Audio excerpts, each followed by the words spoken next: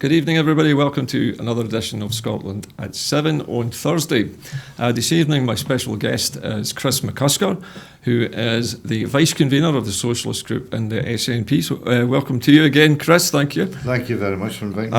And we're going to be talking about a number of things tonight, Chris, but I think the one which is on everybody's lips at the moment is what's happening with the Labour Party in relation to the general election. There seems to be a civil war broken out between London Labour and Scottish Labour. Yeah, created by John McDonnell. He's entitled to his opinion. I think he's probably. I think he brought it up, and it was probably something at the back of his mind. And whilst he was being interviewed at the Edinburgh Fringe, he thought, well, this might be a bit relevant and controversial. You know, let's see where it goes. So do you think it's a bit of devilment? You think perhaps he's just playing to the gallery while he was at the Fringe? I think that he was pretty much playing to the gallery. It will rile Richard Leonard right up. It certainly has. We've so seen. Far. But it will push Richard into overdrive with regards to the whole IndyRef question. Will it be the straw that breaks the camel's back? I don't know. I think the camel's back was broken maybe about 6 years ago. Why do you think John McDonnell waited until now to make this statement? It appears to be, or he appears to be talking, because he says the word "we" a lot when he's talking about this. I take that to mean he's talking about Jeremy Corbyn and himself, perhaps, that he thinks, or they think, that they shouldn't stand in the way of another independence referendum. In other words, they would not prevent Nicola Sturgeon from getting the Section 30 order that she's been demanding for so many months. Well, from a political point of view, it would be undemocratic for them to stand in the way. I think, you know, I'm stating the obvious there, but the Labour may have just woke up and smelled the coffee a bit late in the game, shall we say, but they will probably view that in order to oust the government in November, if there was a possible mention of a no confidence vote, would need to have a supply and demand agreement with the SNP, being the third party in Westminster Parliament, I might add. Yes, the SNP is now a major player in Westminster with such a large group. So you believe then perhaps that John McDonnell is flying a kite here? Well, no. Do you think he's flying a kite, is he? Just to see what the SNP will do, how they would react to this? Flying a kite on a short string, I would probably say. You know, one that, you know, it can rein it in quite quickly if it doesn't pan out for them. But so many times that we have looked to the Labour benches for support, and they've been left wanting an awful lot of times. More so, you know, Joanna Cherry's bid to revoke Article 50. You know, nearly every single one of them, to a man, sat in his hands.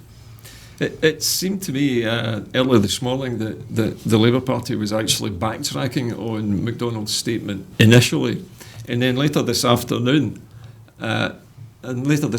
we've seen John McDonnell reiterating what he had said yesterday.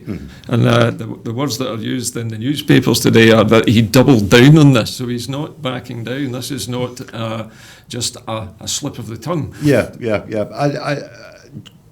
From what I know of John McDonnell, he is a very pragmatic man, and he wouldn't want to lose any credence over this whatsoever. 9 times out of 10, what he says he generally sticks with. But if he's been told you need to tone it down a bit, then, you know, he will tone it down.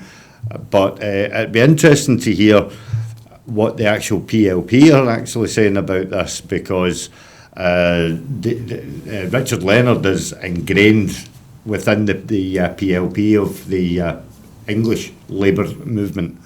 That's where Richard came from. And that's possibly why he has got such strong links to the union. I'm looking at some other information on this story here, and I forget actually that John McDonnell is the Shadow Chancellor. Yep.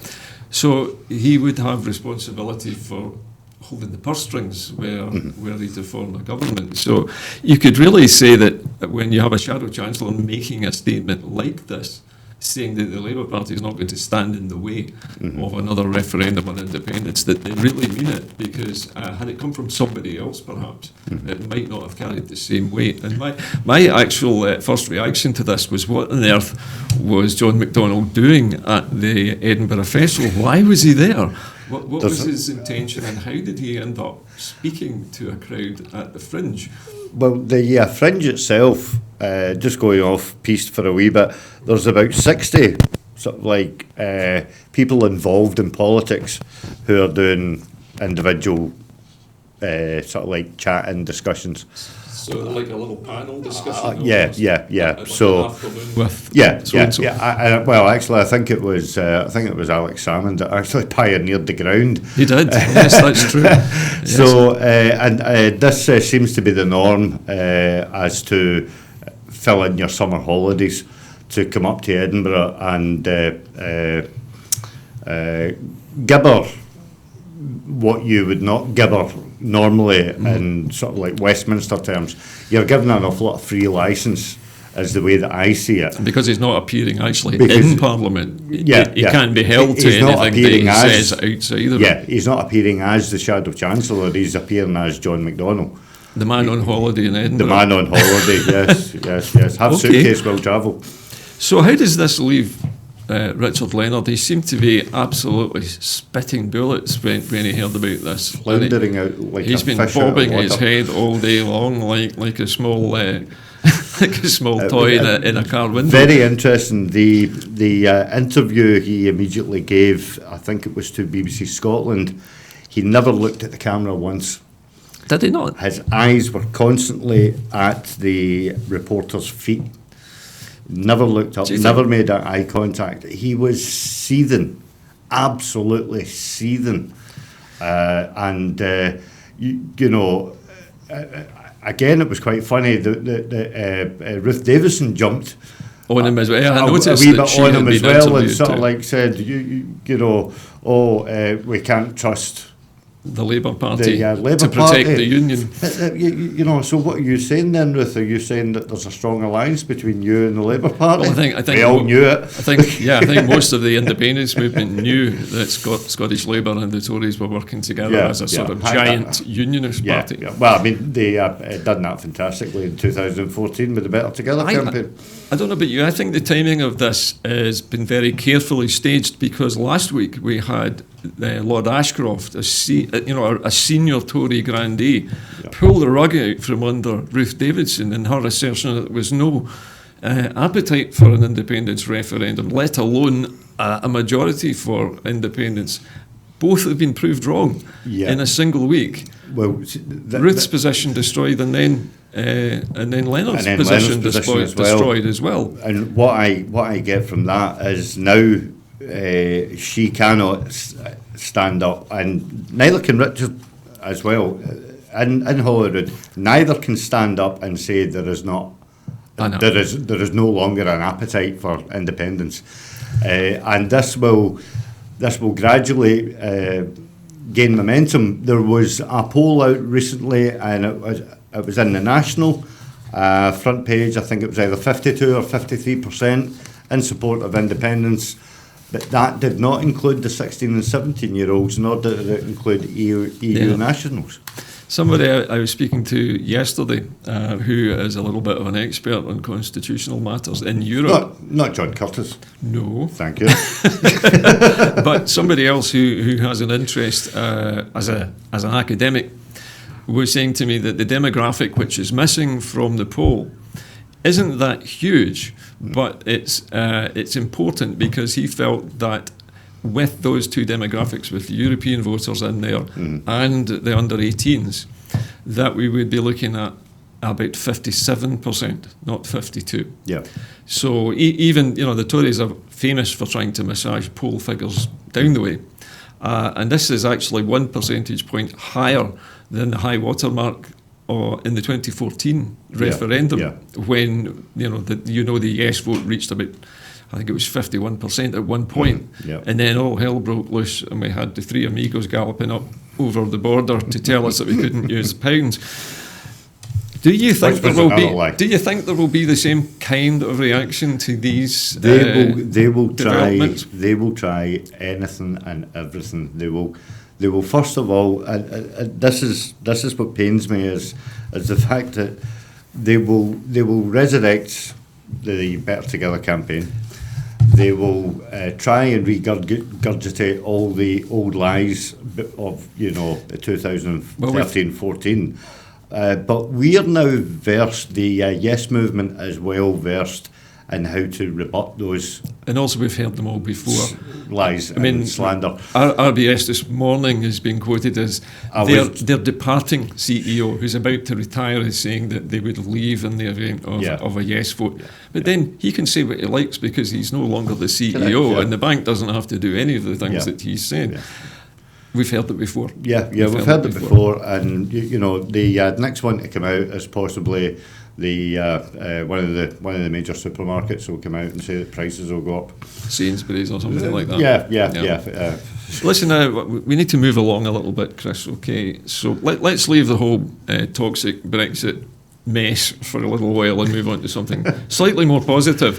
Police Scotland have announced their Department of Corporate Communications has released a press statement saying that their banking protocol prevents over £7 million worth of fraud transactions every single year. This is a banking protocol where the police work with the banks to look at potentially fraudulent transactions before they actually go wrong, before people start to really lose money. And the officers have said that they've dealt with customers through branch referrals, where a couple in their 80s had been advised that their account had been compromised by a member of staff in the bank. I mean, quite an incredible story.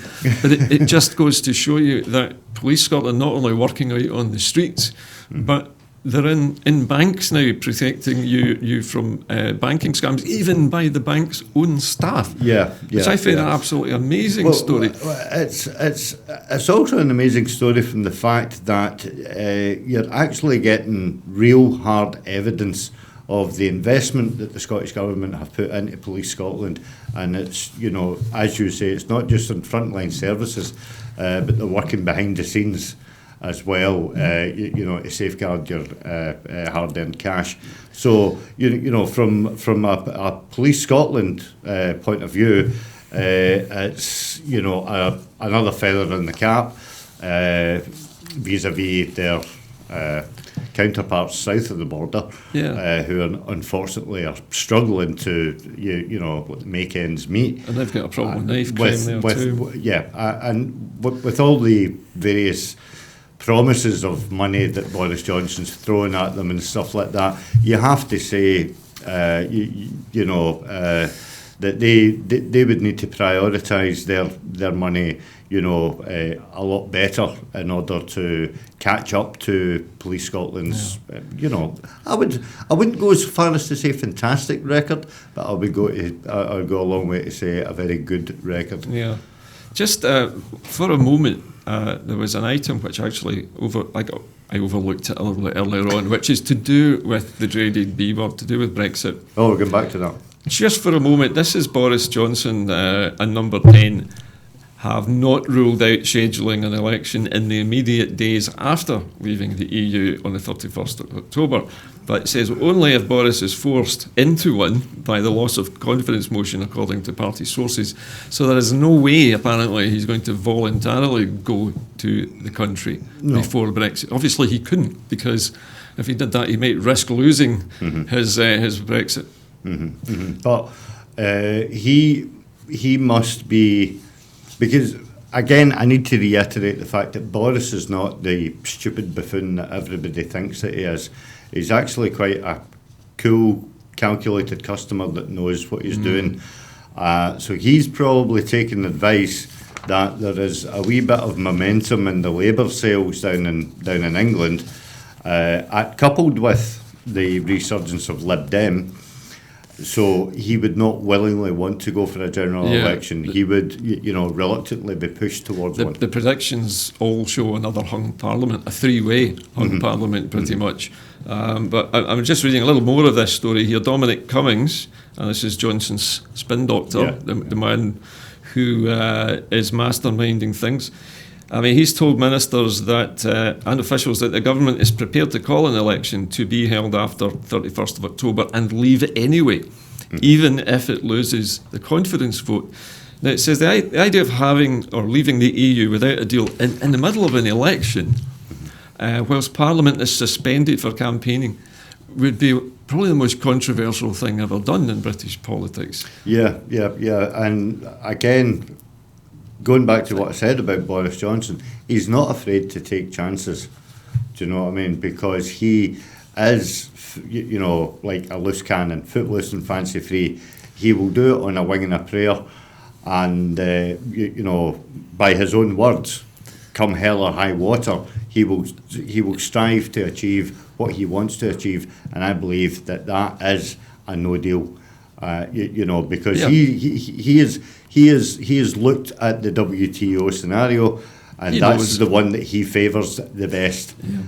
I mean, you don't spend £4.6 billion preparing for something that you know isn't going to happen. Yeah, it wouldn't make any sense. Does that also take into consideration the 2.1 billion that he's putting in order to advertise the fact that WTO is going to be absolutely... Well, many people have been Valhalla. actually accusing Mr Johnson of using public money to campaign for his re-election in an election campaign.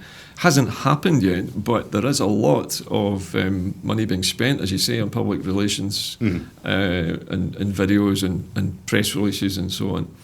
However, it does really underline the fact that Scottish Labour's position on independence is completely ludicrous now, because they would basically be cutting off their noses. They would lose a potential ally in the SNP. Maybe even the Lib Dems and the Greens would start to look askance at them in terms of, going into bed with Labour in a coalition.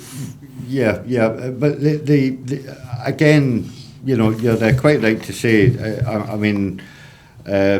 Labour, like the Tories, have flip-flopped over the whole Brexit issue from start to finish, and because they've done so much flip-flopping, they just don't know where to sort of like lay their hat.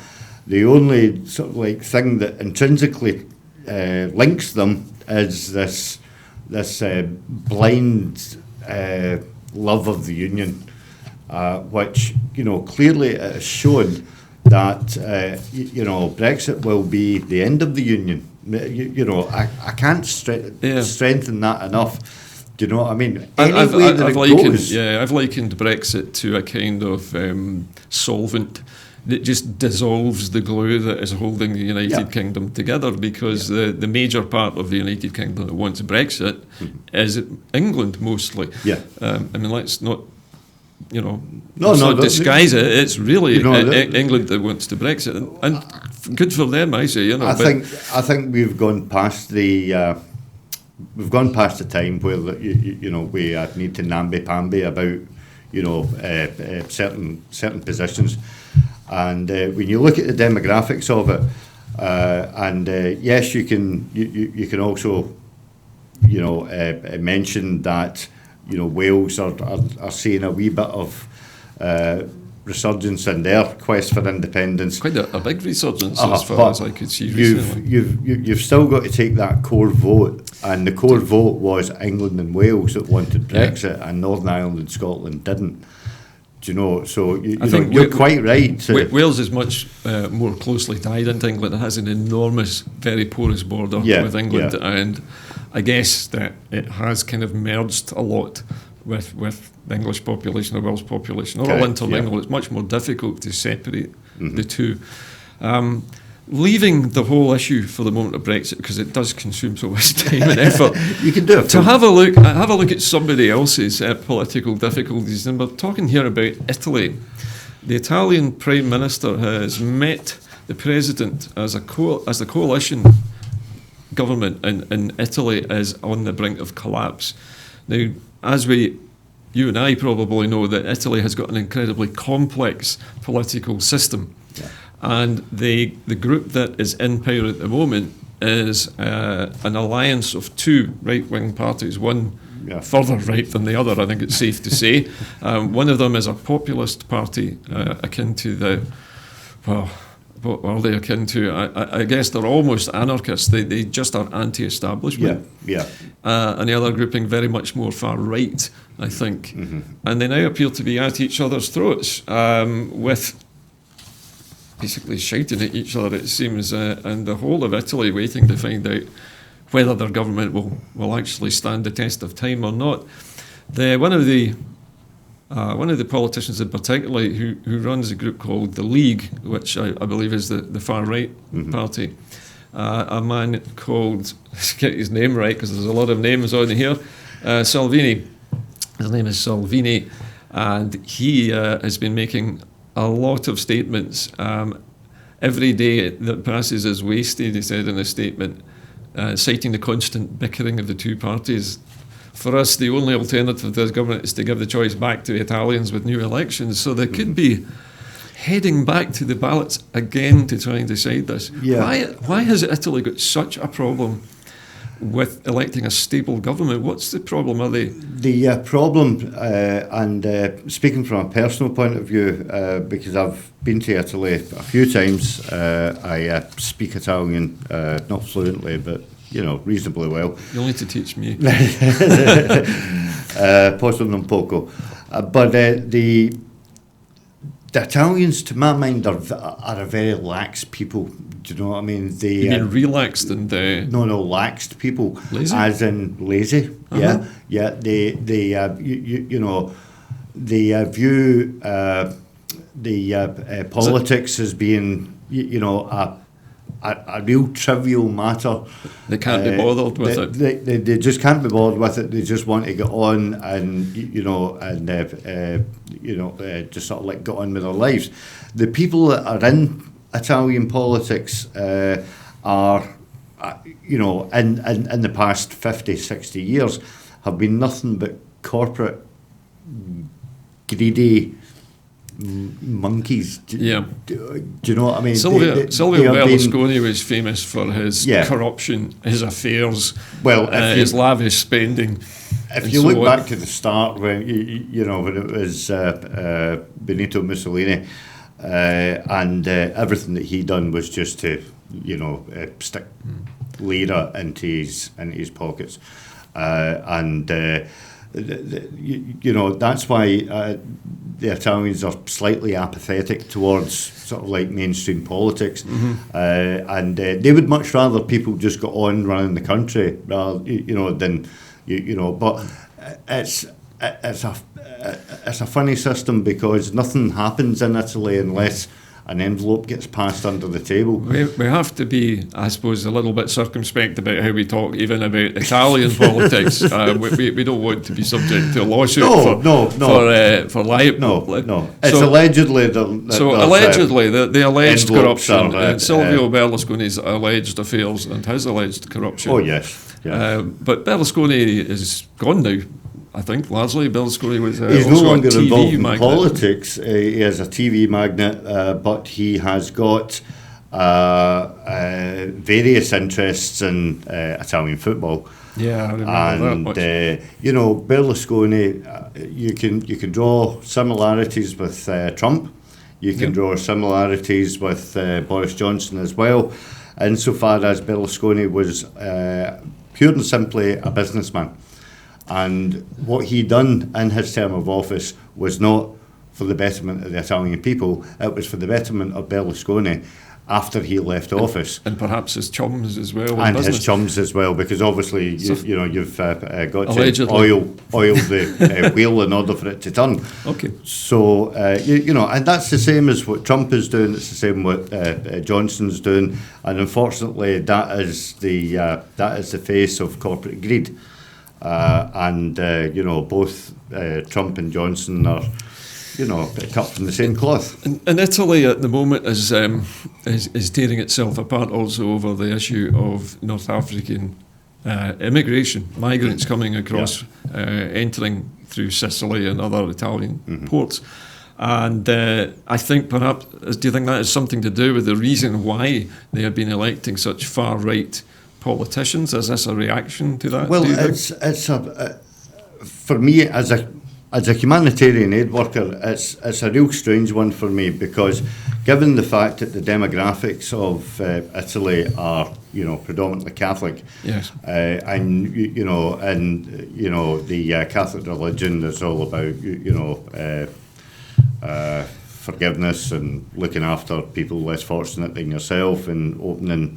You feel it makes them a very conservative country with a small c? With a small c, yes. It certainly does, because I do think that there's an awful lot of empathy in Italy for the migrants coming.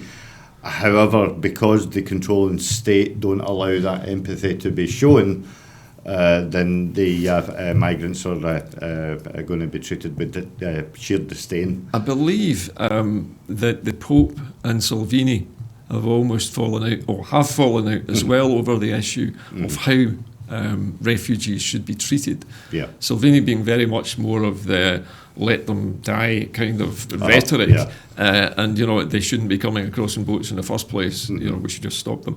The Pope taking a very much more conciliatory, obviously a Christian attitude to that, and to welcome these people into their midst and help them to find safety and security in Europe somewhere, even if it's not in Italy. But even if you look at France's attitude towards migrants as well, the attitude that's displayed in the mainstream media narrative is one of right wing. It's turning people against the poor, turning them against the migrants. Well, I've actually witnessed it firsthand. Very much like the UK then, in the way it's developing. Well, yeah, because it is a hostile environment. Now, to turn that on its head and look at how welcoming Germany has been. Yes. Do you know what I mean? Germany, I felt, took an enormous risk because Angela Merkel staked her entire reputation on welcoming. I can't remember how many. It was over 800,000 initially. It was nearly 1 million people directly into Germany without any questions asked, and it was very controversial for her. She survived it. She did. Germany absorbed all those people. Yeah. And they have dispersed and mingled into German society. So it can be done if there's a political will to do it, and there's leadership obviously required for people to follow that leadership. Yeah. But again, it has to be highlighted that within Germany, obviously there is quite a nasty side to the right wing. There's always been a small proportion of far-right neo-Nazis lurking in the shadows, but very, very small groups now. But you've got that in France as well with Marie Le Pen. You've also got it, in Italy as well. And you again look at the demographics of those countries as well. With regards Christianity or even Catholicism. France as well, predominantly Catholic population originally. Even now, though, people are familiar with the Yellow Vest movement from Paris, but most people don't realise there's another movement called the Black Vest movement, which is dispossessed, poor black migrants who are trying to get some kind of equality from the French system, and they have been out on the streets as well. And it's not being reported in mainstream press. They're suppressing these stories in France so that we don't see them. Well, I mean, hey, we've just discussed the biggest headline for the last 3 years. It takes over everything. I think the issues what I of mean? migration, though, will rumble on for years to come, because mostly the West has created the problem of migration from its bombing campaigns, destabilising much of North Africa, especially the oil-producing nations of North Africa. And then you have places like Chad, Democratic Republic of Congo, where there are still civil wars raging, Correct, unchecked. yeah, Nobody yeah. has stepped in to stop them. The UN can't get a foothold. If we'd concentrated on that, perhaps instead of bombing Iraq or Libya, we might have got somewhere in stopping people from migrating from these war zones. Correct, yeah. And the one thing that really annoys me about the go home mentality of the right wing of sort of like Britain, shall we say, is the fact that we don't want migrants here. And my immediate reaction is, well, tell your government to stop bombing the Donald Duck out of their countries then. Yeah. Do you know, because if they were dropping bombs in Dumbarton, you would migrate over to Ayrshire in order to get away from them. Away from it, yeah, it's natural. It's natural. Well, just to sort of continue this unfortunate war theme through to the next item, you might have heard that Indian-administered Kashmir, this disputed territory in the foothills of the Himalayas between Pakistan and India, has become a flashpoint again. The Indian government appears to have annexed it in a kind of soft move where they've cut off all communications, and they have withdrawn the special status that Kashmiris have had, which protects their traditions, their way of life, and also their religious beliefs. And suddenly that's all been stripped away, and there is no real explanation from the Indian government as to why they've done this. No, there's not. But again, there's to try and get any real, real news out of that of those two regions, because everything is very, very heavily sanitised. And they don't want to put out anything that's going to be bad either for the Pakistan side of things or for the Kashmiri side of things. So it'll be interesting to see how it goes. But again, harking back to the conversation that we had earlier on about I mean, there's a fluid border if you're ever looking for Indeed, one. yes. And it's a border that sees migration every day, 7 days a week, and it's 24/7. But the main story in the news today is the blackout, the communications blackout that has descended on the people of Kashmir. Some stories have been coming out, but basically they can't phone anyone. And they can't get television, internet or radio, so they have no idea what's going on. And one of the stories that was smuggled out by somebody was that when there was an emergency, if somebody was hurt or they needed help or they needed the police or medical aid, they couldn't call for it. No. Because the blackout was complete. It's a Also, total denial of all kinds of communication. It's remarkable. I also heard that there was a curfew as well. There is, yes, that's true. I'm looking at comments here coming from a UN source, and he's saying that it's pretty extensive, and one of my concerns would be, well, in part because it's happening in a democratic state that we're familiar with now, is anything on the internet, WhatsApp, etc., but also the One Direction communications like TV, all switched off. Yeah. It's not the first time, apparently, that India has blocked communications in Kashmir. No, they've shut it down before. They've shut it down, I think, to my knowledge, I think they've shut it down twice before.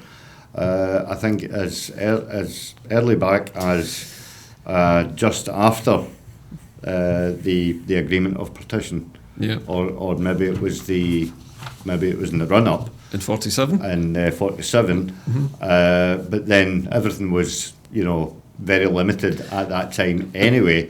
But in saying that, it was actually it was an arrestable offence to even have anything like a radio receiver. Well, the UN source is saying here that where are we?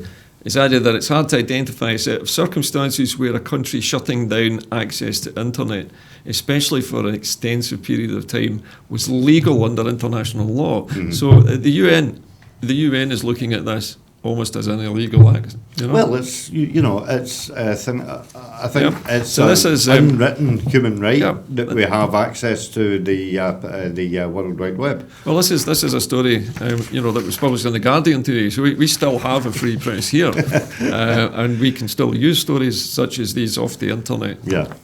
Whenever we like. It's just something which sadly the people of Kashmir are being denied. Correct. I think the other thing about this is the other party of this, Pakistan, whose border also is part of Kashmir, and much of the Kashmiri population are, of course, Muslim. And, of course, it's well known that Pakistan is predominantly a Muslim country, and India is predominantly Hindi, but with other religions, and it's. India is largely a secular state. But this appears to be as if they're isolating the Muslim population of Kashmir and then wanting to introduce settlement in an unofficial way. It's and it's actually sad because to my mind, Kashmir's got a rich diversity of various religions. And obviously that brings in an awful lot of tolerance as well, and to fracture that. I would actually think that it's going to be a damaging process. I mean, India itself is saying that they are not looking at a military option here. No. Sorry, I beg your pardon, I'll correct myself. It's Pakistan is saying it's not looking at any kind of military response to this. But again, I would say that India would almost say the exact same as well. And I hate to use the analogy of a Mexican standoff. I think it is going to be like that until the two governments can actually get round the table and actually work out what is best for both its citizens. Well, I'm just a little background on the Indian-administered Kashmir. It's had special status since 1954, which gives it a degree of autonomy, including its own constitution, something which sadly Scotland doesn't even have, as well as rules that prevented people outside the state from buying land inside the territory. And many Kashmiris believe this is crucial to protecting the demography and the traditions of India's only Muslim population. So it's a puzzling one. India's motivation for this, I think, still kind of baffles me. But again, I would also say the same, that Pakistan's involvement baffles me as well. So one is not as blameless as the other in this. And they have been trading pot shots over the border for decades. Yes. Well, unfortunately. Sorry to cut across you there, but just to continue the war theme a little further, right? There is a story again from The Guardian this week that 2 men have been killed and a radiation spike has been reported after a Russian, I think, military rocket test went wrong and exploded. This appears to have happened in the city of, I'll have to pronounce this carefully, Severodvinsk in Russia's state-owned TASS news agency. They reported it, citing municipal officials, so it's kind of coming third-hand out of Russia. The military test range is in an area quite well known to probably James Bond fans as Archangel, which is in the Arctic Circle, and it is a Russian military rocket and missile range. The Russian military are claiming that they were testing a liquid-fueled jet engine when the explosion occurred. Two men have been killed. We don't know how many have been injured. Russia's Ministry of Defence said those injured included military specialists, civilian engineers, and civilian engineers for the rocket engine's developer. So this is obviously some new concept that they've been working on. It's widely thought now that the Russians are working on hypervelocity weapons. These are things that can travel at 5 or 10 times the speed of sound. These are vastly rapid weapons, very difficult to defend against, and they require very energetic explosive fuels to make them go. And I think this sounds like maybe something like that has happened. The Russians are denying, incidentally, that there was any respite in radiation or any release of nuclear material. No change there then.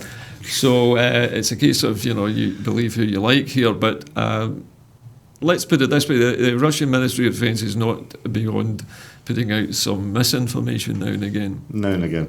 The whole development of these high-speed arms, these high-speed, call it for what they are. They're weapons of mass destruction. Yeah. Do you know what I mean? Honestly, it scares me. And the wider question is that how much money and how advanced are Russia? Because, as you say, you don't readily get information out of Russia unless they want to put it out. They do on Russia Today occasionally have a tail piece, a piece at the end of a story where they will show off the latest high-speed weapons they're developing as a sort of shop window, and a way of sort of waving it at the West, saying, look what we've got. This strikes me as something, a kind of a level above that to cause such an explosion. But it also follows on the back of a gigantic explosion at a munitions factory or munitions depot in Siberia. More than 16,500 people were forced to evacuate their homes as exploding shells sent shrapnel flying for miles all around. Yeah. I just can't imagine what that may have been like. No. And again, that's why I'm asking about, how much are Russia spending on it? And is it to the detriment of the Russian people? Do you know what I mean? Because Russia has always had this sort of like ethos of, weapons come first, people come second. Do you know what I mean? And they're wanting to, flex their military prowess in front of the wider world. They do, yeah. And people see the people of Russia being very much, as an afterthought, because it's always munitions, army. They're always placed near to a city somewhere, and there's nearly always civilian casualties when something goes wrong. Something we should remember when we've got 240 nuclear warheads in fast lane. Anyway, moving on from all of the talk of war to something first of all, a little negative, but also ending with a good positive story this evening. This is a press release from the SNP tonight, and it's to do with the turnaround on Interrail. It says the UK maintaining this travel pass. This is the ticket which gives young people the right to travel around Europe for a period of time. I think it used to be a month or maybe 3 months. And they were going to withdraw it as they withdrew from the European Union. But the UK has now finally decided that they're going to keep it. Yeah. Personally, I have experienced it because when I was in my 20s, I travelled around Europe for about a month in a variety of student projects. And it was the most wonderful experience, a way to travel through different countries without borders, controls, and being able to go where you liked on any rail network in the European Union. A fantastic experience for any young person. Yeah. And also, I think, a vital sort of life lesson. Yeah. Well, they do say that travel broadens the mind. It certainly does. And unfortunately, I didn't take advantage of it personally. I was too busy trying to become a competent chef at the time. But both my sons have benefited from it, and I revel in their stories of. We were in Bucharest and then we got the train and and you're like that. Yeah. You're just conjuring up pictures and it is. You do have a lot of adventures. I can confirm it is a cheap way to travel as well. I mean, they've told me how cheap it is compared to sort of like British travel. Shall we say? It's also very green, and people forget that. It's not like flying where you're No. burning fuel at a furious rate. Yeah, Most of the network in Europe is electric. Yeah. And you can travel fast distances. My only issue with this is that, evidently, as Boris trundles his train towards a no deal The buffers. ultimate Brexit, how much is the foreign travel going to be impinged anyway? Also, you need to add into this as well the issue of Erasmus. Yes, as well. Which we need to explain as the European Organisation for Education, Further higher education, yeah. further education. It links universities and colleges across Europe. Yeah. So, and if we're going to have this sort of like 2-year settling in period, will this just, be binned? Nobody in another seems, couple of years, yeah. Nobody seems to know. know. I know the academic world is very concerned about it. Yeah. Because obviously universities like to have a lot of cross-fertilisation from other institutes around the world, because things like science and technology, even things like sociology, accounting, all kinds of things, they're developing all the time in different universities, and they want to share that expertise and show off some of the research they've been doing. Yeah, but it is worth pointing out, and it's a fantastic system, and fair play to Alan Smith that's actually sort of like pursued this. Alan Smith being the SNP MEP in Brussels. He's pursued this. Hopefully he's managed to have his input and spoken to the governing bodies within the railway institutions. Of course, we now have three MEPs now, don't we? It's not just two. We've got Christian Allard. And who's the lady who was elected? Who is the lady? Now, I can't remember her name now. I'm sure my producer will be frantically hunting the internet looking for her name as we speak. But the point I was wanting to make, Gordon, and you'll know this to be true, is that you can get a train from the middle of Paris direct to Oslo. Yeah, right. Anywhere. With a single ticket. With a single ticket, yeah. However, you cannot get, and you still can't get it yet, because I know what you're going to say, but you cannot get a train direct from Glasgow to Liverpool. No. Do you know what I mean? Yeah. Yes, a couple of weeks ago they said, there is going to be direct trains to Glasgow to Liverpool. There was no date given as to when this is actually going to happen. We've got all these different companies with different franchises in different areas. Yeah. So what actually happens is, if you get a train from Glasgow, you have to get off at either Preston Crew or what's the other one? Wigan. Yeah. And you need to wait an hour and a half or 2 hours for your next train to take you into Liverpool. Do you know what I mean? Our producer has just told me that she managed to get a ticket directly from Zagreb, so pretty much from Bosnia, to Edinburgh. Straight there, one single ticket to take you through. One single ticket, yeah. But it's a remarkable thing that you can travel anywhere within the European Union on the railway system with a single ticket. Yeah. Something which is so complicated and almost impossible to do in the UK since privatisation. Yeah. Now, speaking of that, leads me to the next item. Hopefully, I think this is probably nearly our final item, and that is the news that the Leavenmouth railway line in Fife is to reopen, and the Green MSP Mark Ruskell, I think his name is, I must make sure I pronounce his name right, was saying today that this announcement is fantastic news for Leavenmouth and the East of Fife, and credit must be given to the passionate local campaign, which has effectively demonstrated the transformative impact of the railway line will have on the local community.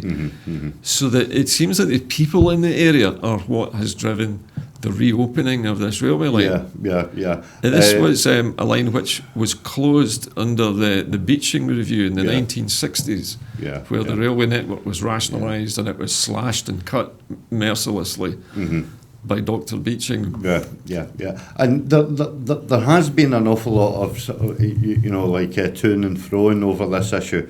and Stephen Gethins and Jenny Gilruth were also lauding the reopening of this line, which is going to be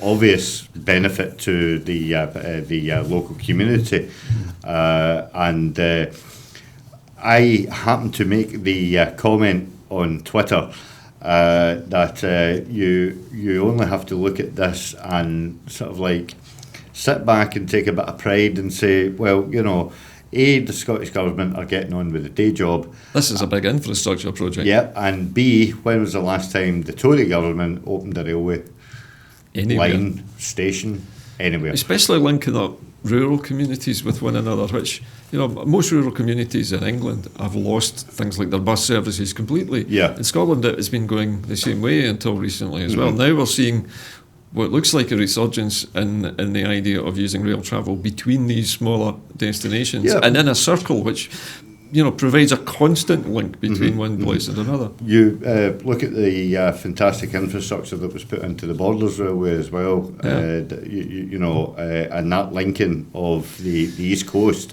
which was savagely cut. And it has been a major success financially, I understand as well. With plenty of passengers using the line.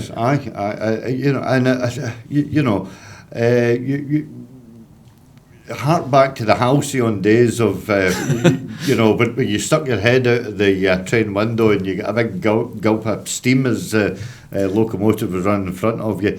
But the actual countryside up there is absolutely beautiful.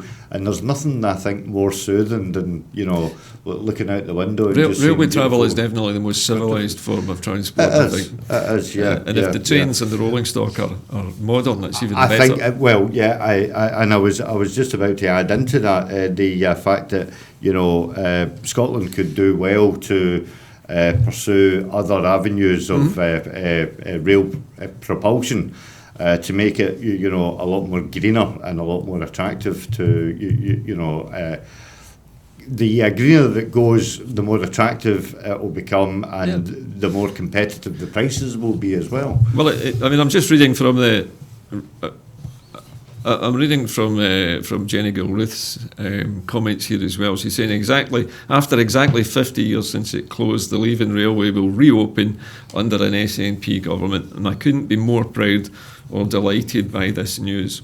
This announcement has brought the potential to change lives and give the Leaving-Mouth area a new lease of life. It will bring jobs, it will bring investment, and it will create huge opportunities for future generations. And there you have it, the perfect reason to open something like a new railway line. Yeah, and and it actually backs up the my opening statement. It's the fact that it's the SNP government getting on with the day job. Yeah.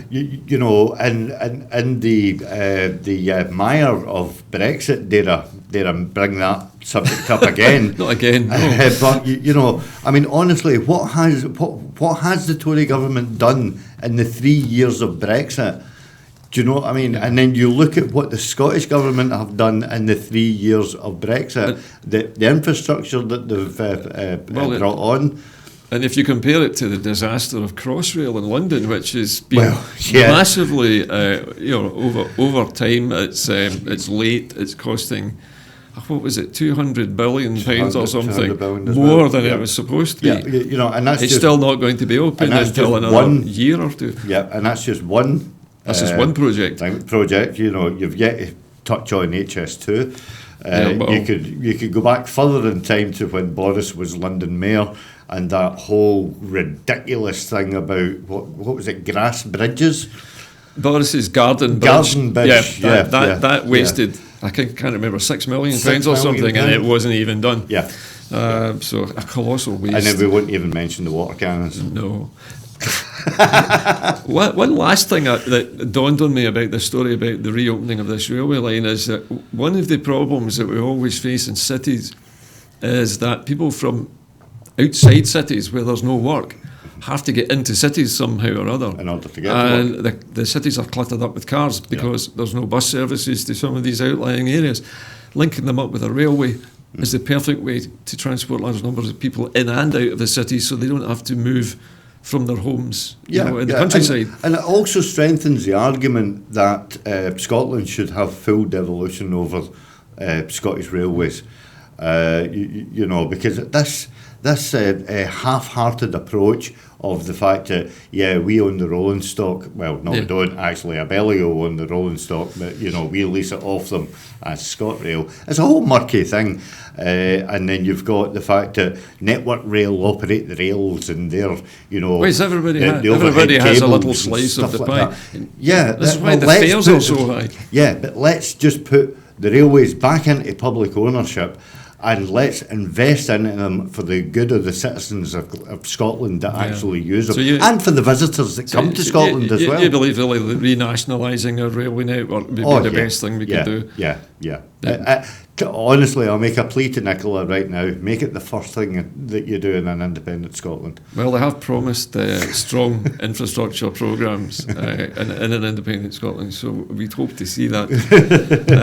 Our last story this evening is one. I'll be honest with you, I didn't know anything about this.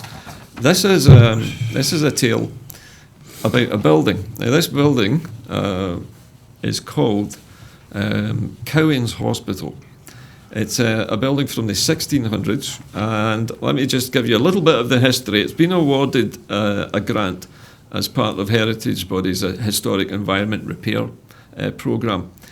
Cowan's Hospital Trust is getting this money to repair the building fabric, reinstate the original architectural features, and I'll read the rest of this because it's quite interesting, using traditional skilled trades. So we're going back in time. The conservation works include the repair of the roof, the rainwater goods, it says, harling and lime washing the external walls, stone repairs. A lot of things that have not been done for years in the building trade because they're a dying art. The building is A-listed and is a 17th century almshouse. Effectively, that would be a poorhouse, somewhere where people would go when they had nothing. They were destitute. And it was built in 1633 with funds bequeathed by a man called John Cowan. It's like Cowan with an E, following his death. Now, Thomas Knowles, the head of grants at Historic Environment Scotland, said, "We're pleased to support the patrons of Cowan's Hospital Trust with this money as part of our Historic Environment Repair grant. Cowan's Hospital is a rare survival of a 17th century borough architecture, and we hope this funding will preserve the historic building for generations to come." The Historic Repair Grant Programme offers grants from 10,000 to 500,000 to support conservation standard repair projects across Scotland. Actually, do you know what I'm looking for here? And I can't see it. I beg your pardon, it's the location of it. It's located in Old Stirling, the old part of Stirling town. And there is a photograph of it, which unfortunately we can't really get a close-up on camera, but it does, I think you'll agree, it does look like a very impressive building, and you really wouldn't want it to be replaced with anything else. Well, I've been informed that actually it's near the Holyrood Kirk. All right. So it's in the old part of the town. Aye. So I mean, going back to what you were saying earlier about the whole restoration thing, and you mentioned the harling of it and stuff like that. That's real old skills, and that's what I was saying. You wouldn't want the sort of like outer facade to be kept and shored up with steel beams, plastic, and plastic UPVC window frames and things like that. So you would want it to be as near to its former glory itself. Yeah, 1633 is a fair age for a building. I mean, to survive intact for so long, it shows you how well it was built in the first place. I mean, these things, again, from a historical project point of view, they have to, where possible, they have to be, preserved, if we can possibly do it. But again, open up to the public, it will bring in, the visitors will come to see it. Nice wee bit for the tourism industry as well, which again is another bonus that the Scottish Government benefits from. Wonderful tourist trade. And then Stirling is the heart of Scotland, and it's one of the most historic parts of the entire country. where all the big historic battles have been fought. You know. It's just Yes, it's where just all the best people unfortunate. come. It's actually just unfortunate that there's a prehistoric MP that's actually in it. Oh dear. An alleged prehistoric MP. No, I'll stand by what I said. He's a prehistoric MP. Okay, I'll take your word for that. Listen, on that happy note this evening, I'd like to wind the show up for this evening. Chris, thank you very much for being such an entertaining guest this evening. It's a pleasure to come in. Discussing the news of the day. We'll be back again next week. Scotland at 7 continues from Monday onwards. And we will see you then. I will be back next Monday, and also on Thursday we have Kenny, I believe, sitting in on Tuesday and Wednesday the coming week. So look forward to seeing you again on Monday. From all of us here at Scotland at 7, a very good night to you.